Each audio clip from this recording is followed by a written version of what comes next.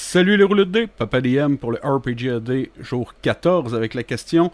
C'était plus comme identifie un des 8 personnes et propose-leur un nouveau jeu de rôle.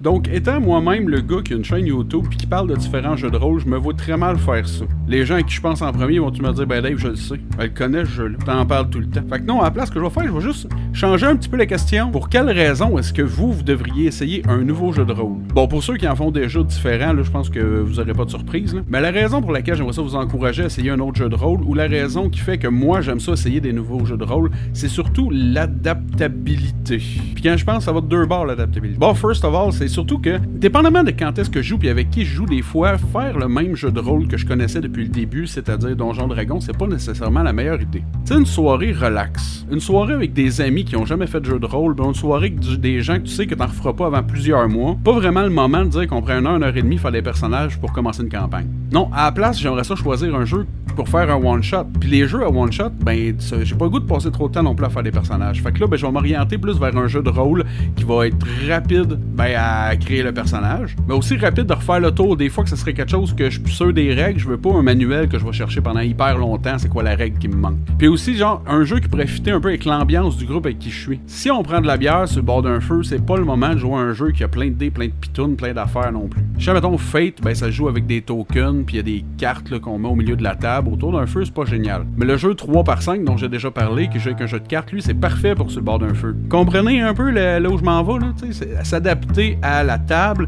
au temps qu'on a, puis à l'endroit où on est. Puis si j'ai le goût de pousser ma loc avec le mot adaptation en plus, ça se peut des fois que vous trouviez une idée qui est vraiment géniale dans un jeu, puis vous ayez envie de la prendre et de l'importer, de l'adapter au système de jeu auquel vous jouez, question de le rendre plus complet. Des fois juste pour une session, des fois juste pour quelques sessions, mais juste ajouter une petite mécanique différente au jeu auquel vous êtes en train de jouer avec votre gang, comme ça, ben ça rajoute un petit peu de saveur. Voilà, c'est tout pour le jeu 14, j'espère que vous avez apprécié. À demain, roulette de dés.